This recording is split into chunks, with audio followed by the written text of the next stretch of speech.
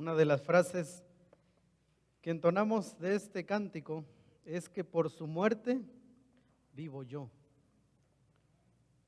Y cuando pasamos por alto que es por su muerte que nosotros vivimos, pasaremos el resto de nuestra vida tratar de obtener vida a través de nuestras obras, a través de nuestra obediencia. Cuando pasamos por alto que la vida eterna la obtenemos porque Él murió por nosotros. Eso es algo que nunca debemos olvidar, descansar en eso.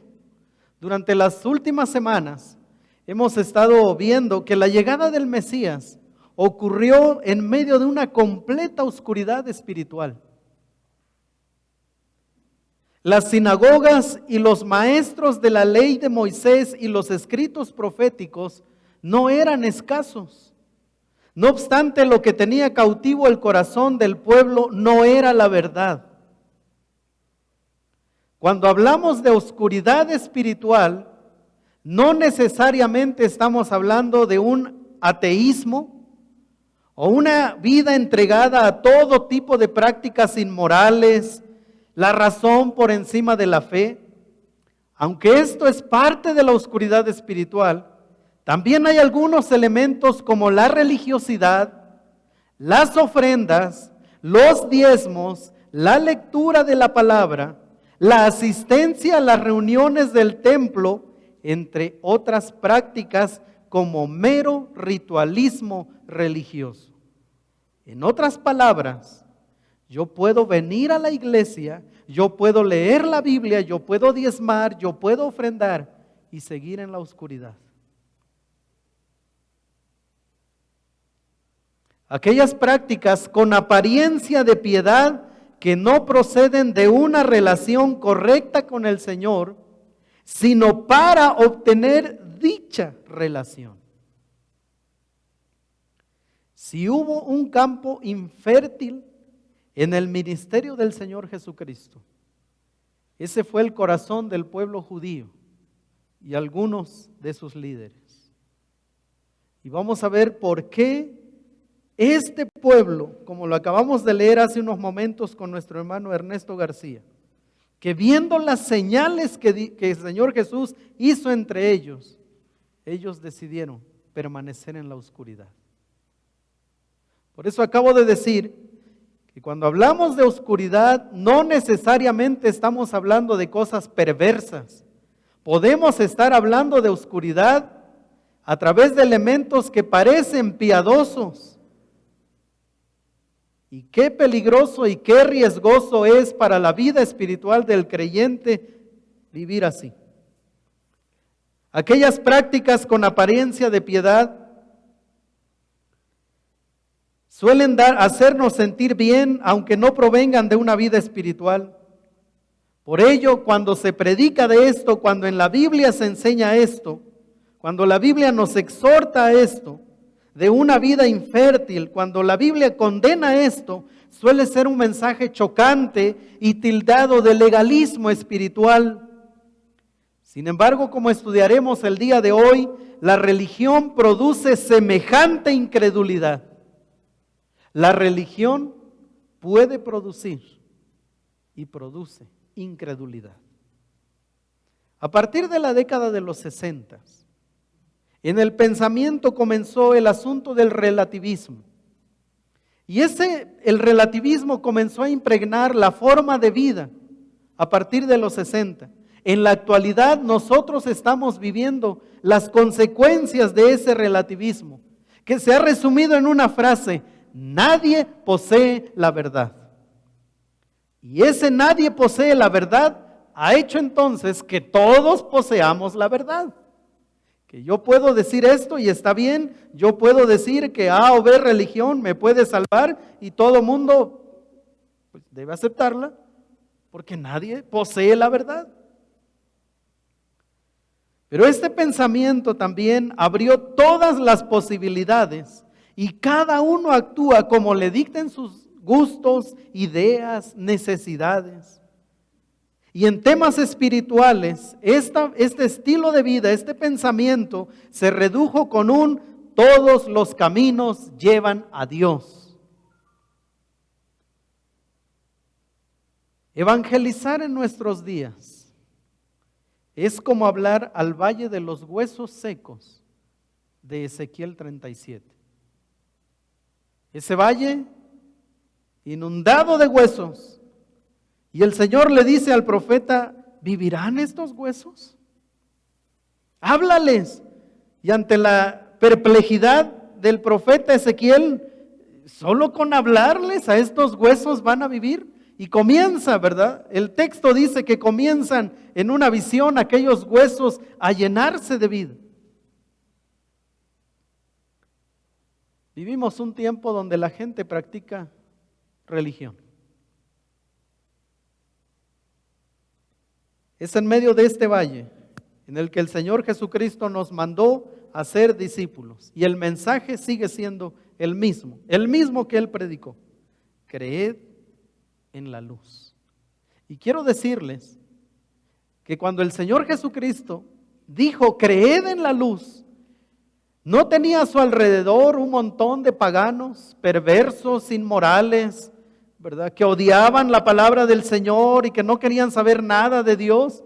Cuando el Señor Jesucristo dijo, creed en la luz, se los dijo a hombres y mujeres que ya tenían una religión.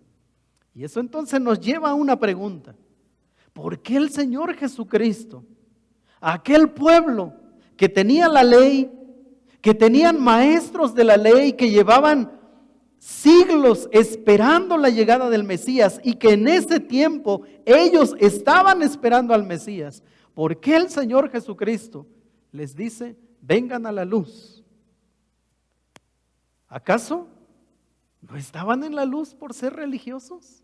¿Por diezmar, por ofrendar, por, como vamos a ver en un momento más, por citar porciones del Antiguo Testamento?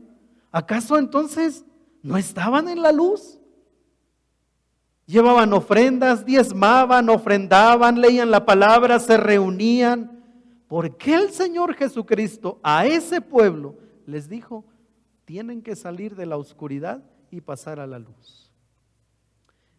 En primer lugar, entonces, de la porción a partir del verso 27, quiero que veamos esta pregunta. ¿Cómo se ve la oscuridad? Los versos 27 en adelante son como una radiografía de cómo se ve la oscuridad. Cualquiera diría, bueno, la oscuridad se ve oscura, negra, no se ve nada. Pero el texto que vamos a estudiar hoy es una radiografía de lo que se vive en la oscuridad. ¿Cómo se ve la oscuridad? Versos 12, 28, capítulo 12, versos 28 al 31. Dice así: Padre, glorifica tu nombre. Entonces vino una voz del cielo: lo he glorificado y lo glorificaré otra vez. Y la multitud que estaba allí y había oído la voz decía que había sido un trueno, otros decían un ángel que le ha hablado. Respondió Jesús y dijo: no ha venido esta voz por causa mía, sino por causa de vosotros. Y he resaltado algunas porciones de los textos. Por ejemplo, esta última que dice: no ha venido esta voz por causa mía, sino por causa de vosotros. Otra porción a la que quiero llamar su atención es el verso 34 que dice: le respondió la gente: nosotros hemos oído de la ley que el Cristo permanece para siempre. ¿Cómo pues dices tú que es necesario que el Hijo del Hombre sea levantado? ¿Quién es este Hijo del Hombre? Recuerde, estamos hablando de un pueblo que tenía religión y ellos la están haciendo muy visible en este momento. Ellos le están diciendo: nosotros tenemos la palabra. El tercer texto que quiero mostrarles, 35 al 36. Entonces Jesús les dijo: aún por un poco está la luz entre vosotros. Andad entre tanto que tenéis luz, para que no sorprendan las tinieblas, porque el que anda en tinieblas no sabe a dónde va. Entre tanto que tenéis la luz, creed en la luz, para que seáis hijos de luz. Y vuelvo a decir, sus oyentes tenían una religión. Y a esos religiosos, a esa multitud de religiosos, el Señor Jesús les dice, ustedes necesitan venir a la luz. ¿Qué podemos aprender de estos tres textos que acabo de ponerles en la pantalla? Número 1. Estoy respondiendo a la pregunta, ¿cómo se ve la oscuridad? En primer lugar, allá adentro, en esa radiografía del texto, lo primero que se ve es que cuando Dios habla hay una falta de discernimiento. Quien vive en la oscuridad no puede discernir cuando Dios habla. Por eso es que este pueblo comenzó a decir, eso fue un trueno. Y otros dijeron, no, ha de haber sido la voz de un ángel. Porque en medio de la oscuridad, cuando Dios habla, no hay discernimiento. Están tan habituados a no oír la voz de Dios que cuando Dios habla, ellos no saben si es o no es Dios el que está hablando. En segundo lugar, hay una falta de entendimiento de la palabra de Dios y ellos la dejan muy en claro y le dicen a Jesús, pero nosotros tenemos la Biblia también. Y en nuestra Biblia dice que el Mesías permanece para siempre. Y claro, ellos estaban haciendo alusión a pasajes, algunos salmos, ¿verdad? Lo dilatado de su imperio no tendrá fin. Algunos escritos proféticos ellos tenían en la mente. Cuando ellos escucharon que el Señor sería levantado, ellos entendieron que el Señor estaba hablando de su muerte. Y ellos dijeron, no, este no puede ser el Mesías, porque en nuestra Biblia, la Biblia dice que el Mesías va a durar para siempre. Y este se ha levantado como Mesías y nos acaba de decir que va a morir. En conclusión, este no es nuestro Mesías. ¿Qué sucede cuando se vive en la oscuridad? Falta de entendimiento de la palabra de Dios. Esto es como lo que sucede en nuestros días con los creyentes. Los creyentes nos encantan las promesas hermosas de cuidado, de provisión, y nos las memorizamos. Nos encanta leer las promesas, pero cuando nosotros leemos algo que confronta nuestra vida, lo que hacemos es, sí, hay un texto, pero ahorita no me acuerdo dónde está. Claro, lo tenemos bien presente, sabemos dónde está ese texto que condena lo que estamos haciendo, pero decimos, no me acuerdo. ¿Sabe qué estaban haciendo este pueblo judío? Lo mismo. No, nosotros conocemos la ley y la ley dice esto, pero lo que él está diciendo no tiene nada que ver con lo que dice nuestra Biblia. Claro, ellos voluntariamente habían pasado por encima, por ejemplo, el Isaías 53. Pero también, ¿cómo se ve la oscuridad? Los que viven en la oscuridad tienen una falta de percepción de que viven en la oscuridad. Quien vive en la oscuridad no se da cuenta que vive en la oscuridad. Eso lo dijo hace unos momentos el Señor Jesucristo. Ustedes ya viven en la oscuridad y no se dan cuenta que andan caminando en medio de la oscuridad. Porque nosotros somos muy adaptables. En Inglaterra, allá por los años 1850, está la historia de un hombre y se le conocía como el hombre de la lámpara. Este hombre había crecido en un pueblo y tenía el hábito de ir a la capilla más cercana. Así que por las noches él agarraba una lámpara y él caminaba a la capilla, escuchaba la enseñanza y regresaba a casa. Un día, un hombre que pasó muy cerca de él escuchó que el hombre de la lámpara iba con su lámpara e iba así, 5, 6, 7, 8, 9 y volvía a contar. Cuando él se dio cuenta se detuvo y lo detuvo. ¿Cuál fue la sorpresa? Que el hombre de la lámpara era ciego. Y entonces le preguntó, ¿por qué tú traes la lámpara? Y el hombre le dijo, para que los que vienen no tropiecen conmigo. Nadie sabía que este hombre era ciego y que él traía la luz, pero él no podía recibir los beneficios directos de esa luz, sino él usaba la luz para que otros que sí ven, no toparan con él. Cuando era niño, mi papá me llevaba dentro de la sierra, pues él como pastor iba y predicaba a algunas comunidades, así que caminábamos dentro de la sierra y muchas de esas caminatas las hicimos de noche. Y hay algo que estuve recordando estos días, porque había momentos en los que caminábamos sin lámpara, nos conocíamos tan bien las veredas que no necesitábamos lámpara en medio de la oscuridad. Cuando había luna llena, no hombre, ese era un regalo precioso de Dios porque todo se veía, pero había temporadas que caminábamos en plena oscuridad y sabíamos a dónde íbamos. Lo que el Señor Jesucristo está diciendo: ustedes caminan, andan y se mueven y no se dan cuenta que lo están haciendo en completa oscuridad. Recuerden, estamos hablando de un pueblo que ya tenía religión.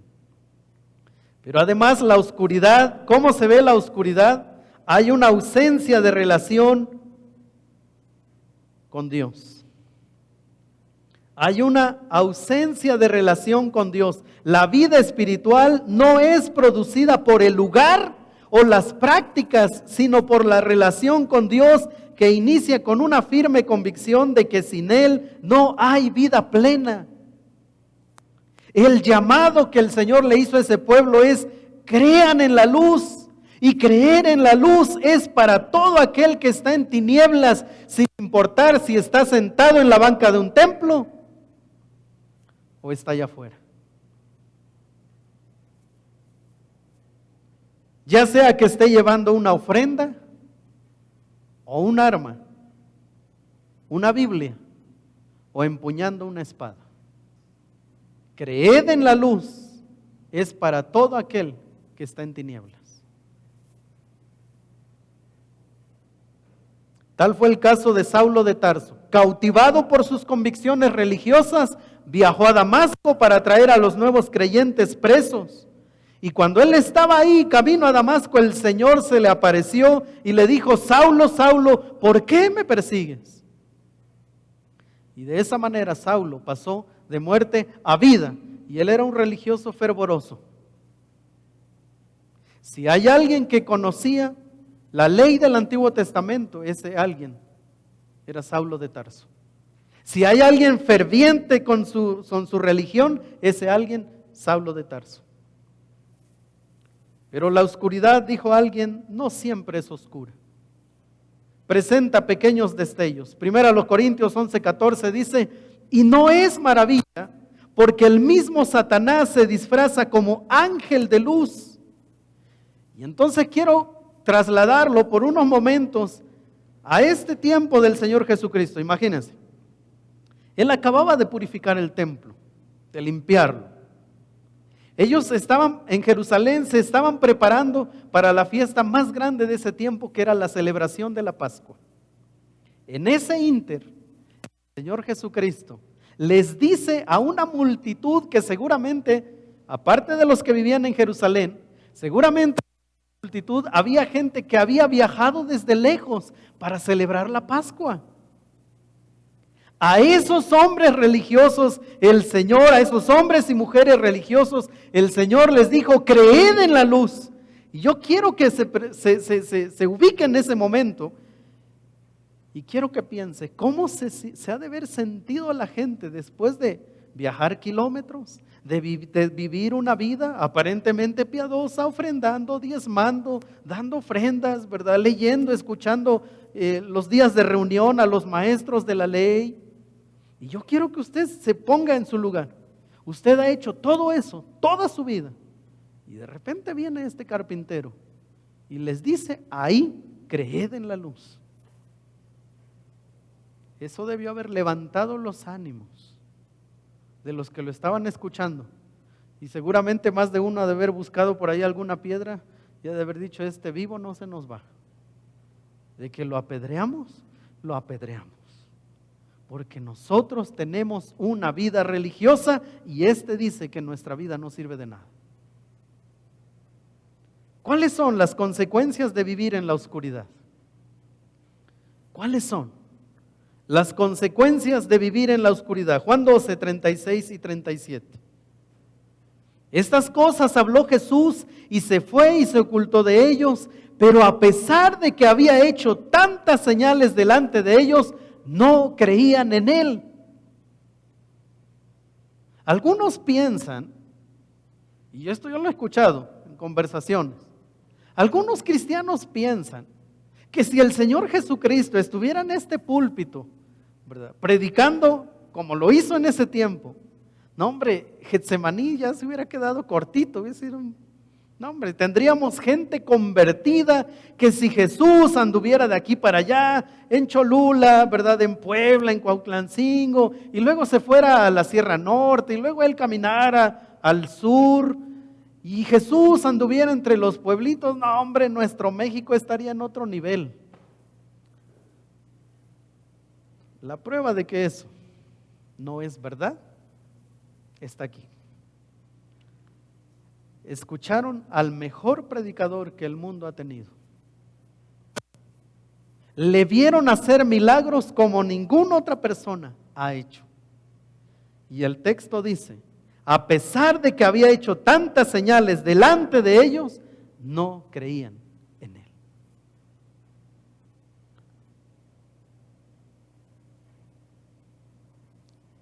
42 y 43.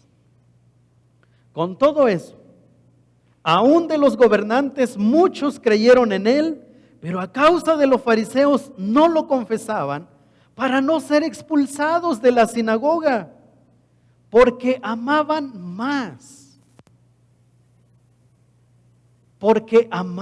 más la gloria de los hombres que la gloria de Dios. No es que el incrédulo no ame, sí ama, pero ama más otra cosa que a Dios. No es que ellos no amen, sí aman, pero como en el caso de estos hombres no lo confesaban, es decir, no se atrevían a decir que también ya habían creído en Cristo, para que no los expulsaran de la sinagoga. Pero además porque amaban, el problema más grave estaba en el corazón. Y era amaban más la gloria de los hombres que la gloria de Dios. ¿Y qué podemos entonces aprender de eso? ¿Cuáles son las consecuencias? Número 1, rechazo voluntario y consciente al poder de Dios. Cuando alguien vive en la oscuridad, una consecuencia de eso es que rechaza voluntariamente el poder de Dios y algunas obras que proceden directamente de Dios, son atribuidas a la naturaleza, a la suerte, al diablo o al karma, y tanto por ahí se atraviese, menos a Dios. Pero otra de las consecuencias de vivir en la oscuridad es que son entregados a la incredulidad como el cumplimiento de la palabra de Dios.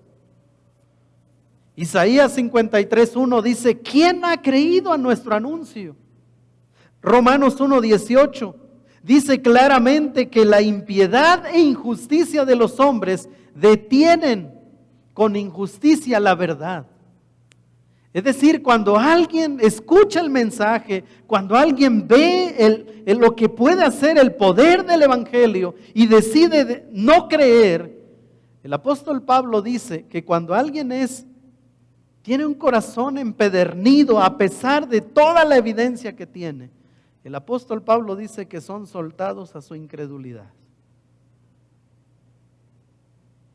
Es como si al Señor les dijera, ¿no crees? No creerás. ¿No quieres creer? No podrás creer entonces.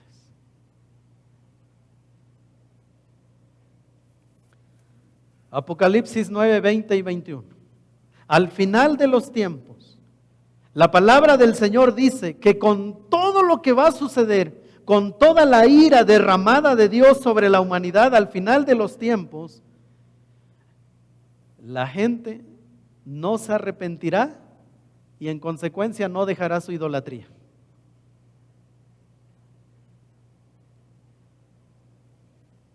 El mundo tiene la creación como evidencia. Con todo y eso, la incredulidad está arraigada en el corazón del hombre. Pero hay otro fruto, hay otra consecuencia de vivir en la oscuridad. Y es esta: discípulos secretos. Un autor dice, o el secreto acaba con el discipulado, o el discipulado acaba con el secreto. ¿Qué es lo que está pasando aquí? Es lo que sucede en nuestros días. Dos compañeros de trabajo llevan 10 años en la misma empresa. Se saludan, conviven, se conocen, pero ninguno habla de su fe hasta que sucede algo. Y entonces uno de ellos dice, ay, es que yo también soy creyente. Y el otro, ay, yo también. 10 años y ninguno de ellos se atrevió a decir que es creyente, porque en el lugar de trabajo hay que respetar.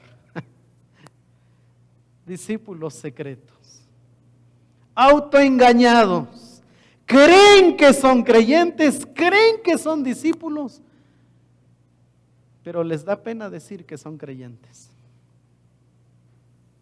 Al final, ¿qué es lo que dice el texto? Porque aman más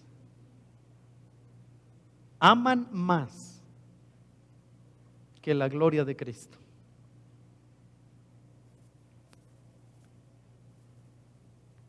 ¿Cómo salir de la oscuridad? ¿Se puede salir de la oscuridad? ¿Sabe que una de las personas más difíciles de evangelizar son las personas que tienen religión? ¿Sabe que una de las personas más difíciles de presentarles el mensaje del evangelio son las personas que tienen religión? ¿Cómo lo hizo nuestro Señor Jesucristo? Juan 12, 44 al 46. Es Juan 12, 44 al 46. Dice, Jesús clamó y dijo, el que cree en mí, no cree en mí, sino en el que me envió. Y el que me ve, ve al que me envió. Yo, la luz, he venido al mundo para que todo aquel que cree en mí no permanezca en tinieblas. Y algunos en un tono incrédulo, ¿verdad?, indiferente, hasta burlón, dicen, ay, ¿solo por creer voy a salvarme? Porque lo que hace la religión es, haz esto y obtendrás esto. Lo que hace el mensaje del evangelio es, cree en mí y estarás del otro lado. Por eso es que cuando presentamos el evangelio aparentemente así de sencillo, la gente es incrédula y dicen, ¿cómo? ¿Solo por creer? ¿Solo por decirle que me salve ya?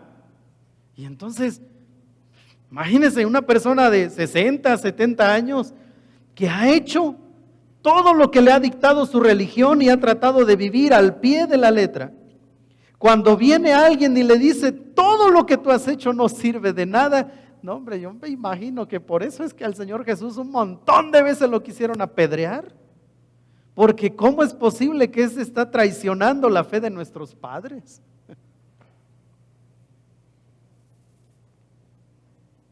El mensaje no es una sentencia de muerte.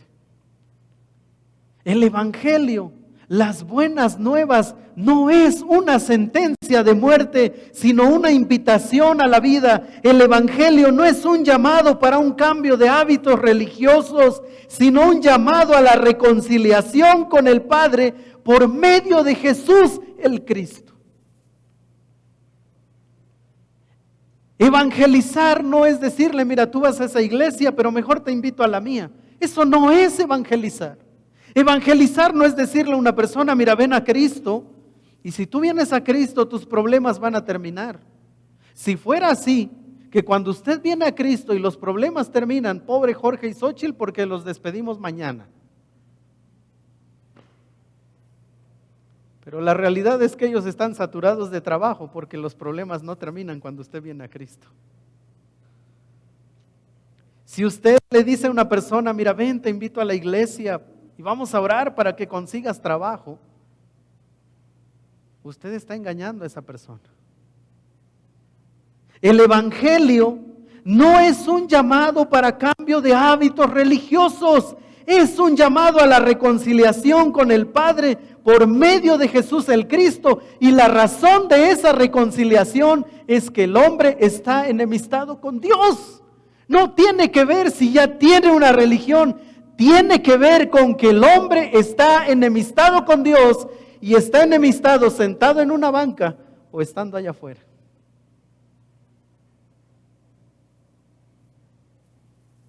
¿Qué se siente tener un enemigo? ¿Por qué es difícil mantener la paz? ¿Qué ocurre cuando los amigos se convierten en enemigos? El Evangelio es que antes había una relación con Dios, que el hombre estaba bien con Dios y el hombre decidió desobedecer y la relación se acabó. A partir de ese momento de la desobediencia del hombre, el hombre ha caminado en completa oscuridad, buscando caminos que le regresen a Dios, y entre más caminos se encuentra, más se aleja de Dios. Ese es el mensaje del Evangelio. Y consiste en que Cristo vino entonces para mediar entre Dios y el hombre que están enemistados. No tiene que ver con que si usted va a una iglesia, si usted ya tiene una religión. Los judíos de ese tiempo ya tenían religión, y en una predicación tan emotiva de Jesús aquel día a hombres y mujeres que conocían, tenían una religión, que conocían partes del Antiguo Testamento, pero lo que Jesús estaba viendo es que seguían enemistados con Dios. Llevaban toda una vida escuchando las enseñanzas del Antiguo Testamento y se las sabían, pero ahora era tiempo de escuchar con el corazón. El Evangelio debe seguir predicando, debe seguir siendo predicado dentro del templo y fuera del templo. El Evangelio de Jesucristo de reconciliación debe seguir siendo predicado en nuestros hogares con nuestros hijos. Aquí hay hijos de creyentes que pueden estar pensando que tienen una relación con Dios porque están aquí este día. Lo vuelvo a repetir. Aquí hay hijos de creyentes que pueden estar pensando que tienen una relación con Dios porque están aquí el día de hoy.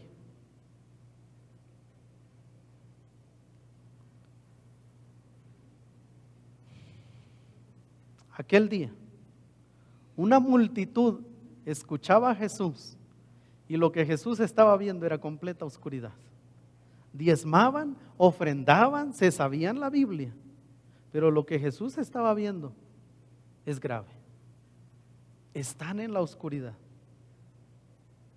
Los que tenemos la bendición de haber traído a nuestros hijos desde pequeños y que fueron cuidados en cuna, tenemos que tener la sabiduría y el discernimiento para guiarles en su vida espiritual. Porque muchos hijos de creyentes, muchos hijos que nacieron, ¿verdad? Crecieron en una cuna cristiana, de repente dicen, pues, yo soy creyente desde que nací. Pues mi papá es el pastor. ¡Qué peligro! ¡Qué peligro! El Evangelio, creer en Jesús,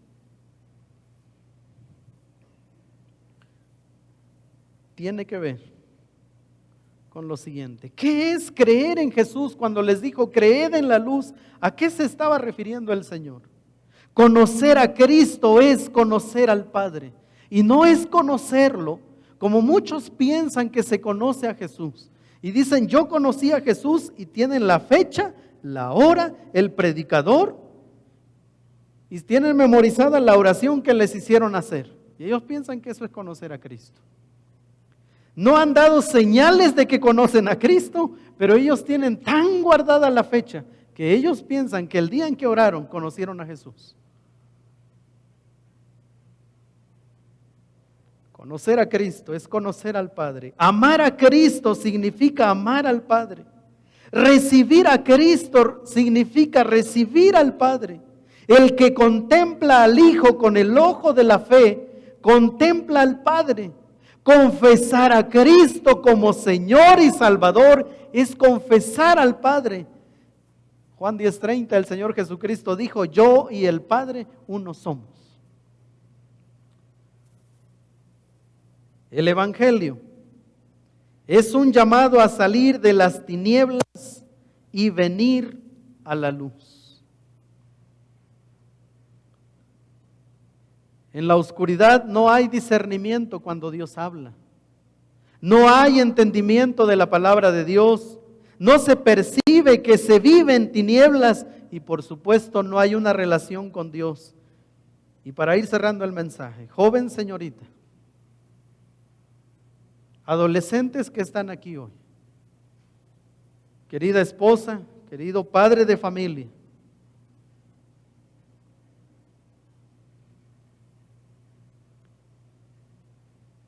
y quiero hablar a los jóvenes especialmente, adolescentes. Si tú piensas que eres cristiano porque estás aquí hoy, ten cuidado. Si tú piensas que eres cristiano porque diezmas, ofrendas, lees la Biblia, ten cuidado. Puedes estar haciendo eso como una mera práctica ritualista, religiosa, infructífera.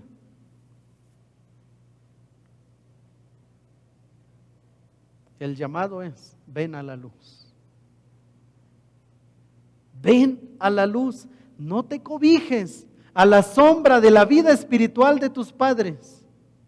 Si tú vives bajo el cobijo de esa sombra espiritual de tus padres, no eres creyente. Y queridos hermanos, yo prefiero que el día de hoy algunos se vayan molestos y que digan, ¿por qué se atrevió a meterse con la vida espiritual de mis hijos? Yo prefiero que ustedes hoy se vayan cuestionando la vida espiritual de sus hijos y no se sientan cómodos por lo que de repente vemos. El Señor Jesucristo se levantó aquel día y le dijo a un pueblo que ya tenía religión, le dijo, ven a la luz. La razón, el mero ritualismo religioso nunca nos pondrá en una correcta relación con Dios.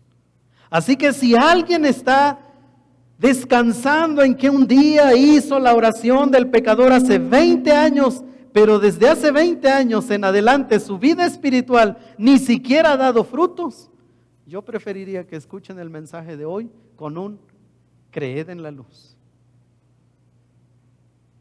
En el infierno habrá mucha gente que hizo la oración del pecador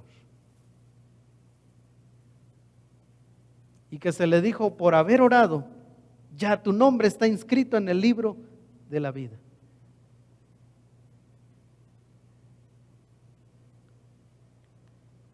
Juan 3:17 dice, porque no envió Dios a su Hijo al mundo para condenar al mundo, sino para que el mundo sea salvo por Él.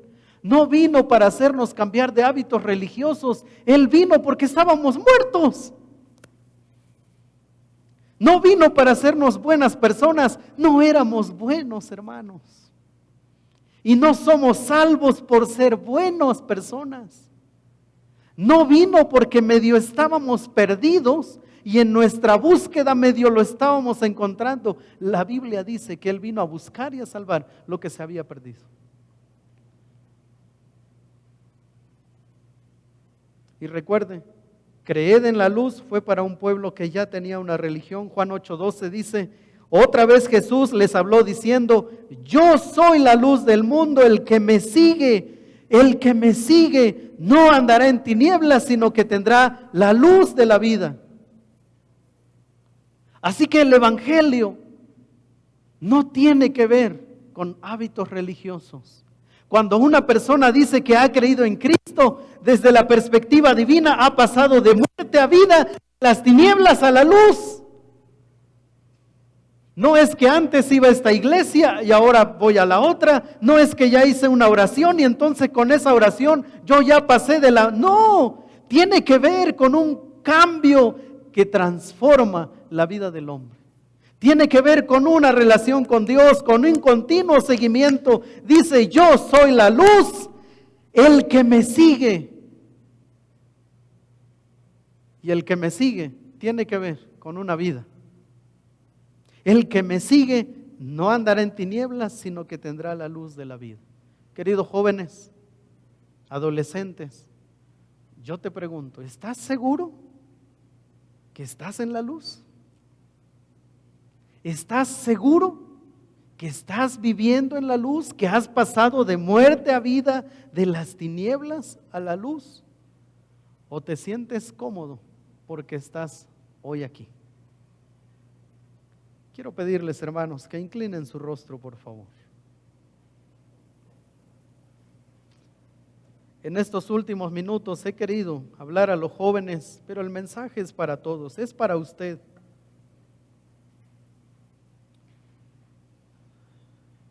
Algún joven, alguna señorita, algún adolescente que dice, pastor, no estoy seguro de estar en la luz. No estoy seguro. Me gustaría pasar de muerte a vida, de tinieblas a luz. El llamado de creer en la luz en realidad es un llamado que tocó mi vida hoy. Y yo creo que el Señor me está llamando de muerte a vida. Puede parecer un poco vergonzoso después de tantos años de estar en la iglesia. Pero en realidad es un asunto de vida o muerte. Así que ¿qué de vergonzoso puede haber cuando alguien va a pasar de muerte a vida? Y yo quisiera preguntar entonces, así como están, ¿alguien el día de hoy consciente que dice, pastor, me encantaría conocer a Jesús, pasar de muerte a vida? Yo quiero tener una relación con Jesús, quiero conocerle, quiero ser limpiado de mis pecados y quiero comenzar un proceso de transformación para mi vida. Este día quiero conocer a Jesús. ¿Hay alguien? Ahí donde está, yo solo quiero pedirle que levante su mano. ¿Alguien este día?